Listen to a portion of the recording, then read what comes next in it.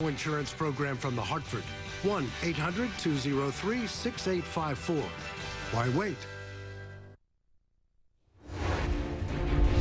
Welcome back to HLN News Now. Continuing our coverage of the George Zimmerman trial. Opening statements coming up Monday, 9 a.m. Eastern. You're not going to miss a moment.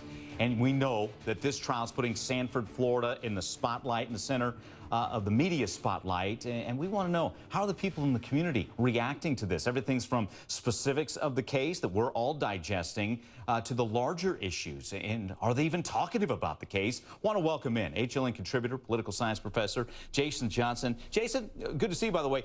First off, you know, the breaking news yesterday, we have a jury, an all-female jury. 5 of the 6 jury members are white. Any reaction to the community on that?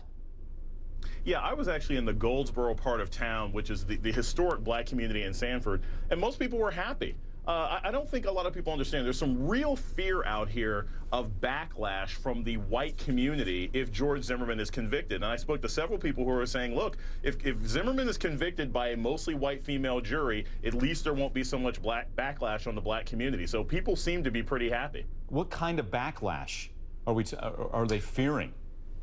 Are armed vigilantes in the streets, you know, that sort of Glock block mentality of white voters and people in the community walking around with guns, profiling every single black person who's here. The level of racial tension that is simmering really right beneath the surface in this town is very palpable. And so, you know, there's a really strong belief that people just want justice to be done and for there to not to be heavy backlash. Right. Have you talked to folks in more predominantly white areas of Sanford? And is there fear on their end of any kind of backlash if the verdict goes the other way?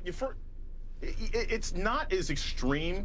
I think there's kind of a belief in general that, you know, people don't want riots and they don't want Jesse Jackson or Al Sharpton to be down here. But to be honest with you, when you move to sort of the more white parts of town, people just don't even really want to talk about it. You mentioned Trayvon Martin, and within a minute they'll start talking about Casey Anthony and say, now that was a crazy case. So, you know, there's this sort of desire for different groups of people to not speak about the case as much, but the fear in the black community is very strong. Interesting.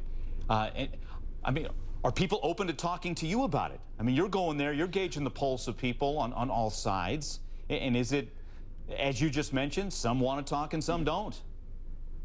It kind of depends on where you are. For example, I was at a donut shop yesterday. I was a high school kid, and the trial was on television. And I said, oh, my gosh, are you watching this all day when you're at work? And she kind of leans in, and she's like, well, there's lots of people here who are really supporting Trayvon Martin, so we have to have it on. She's like, I don't even like having it on the news. So you really run the gambit here from people who want to talk about it. The local newspaper says that they got their first pro-Zimmerman editorial submitted this week. So it's real hit and miss. I think about a year ago there was much more passion. Right now, people are just waiting for the trial. Got it. What are folks saying about it? And this is something we covered a couple of weeks ago when we found out there are ministers, pastors in the courtroom. Do people like that idea? Do they see that as a way to keep the peace, or they see that as even a divisive issue? Well, it's real hit and miss. You know, we had the pastor shuffling yesterday with the defense team wanting, you know, a white pastor to sit behind them, and the judge deciding that the pastors had to sit behind both sides. What I thought was interesting is I spoke to a community leader who said she wasn't particularly in favor of it. She said it would be a much better idea if they had members of the Elks Club and the Kiwanis and the Optimist Club and things like that, because she said if something negative happens, if there is an angry response from the community, pastors are not going to be able to calm the public the same way that other community leaders would. So I was surprised to hear that from somebody who is an active church member here in Sanford. Really interesting.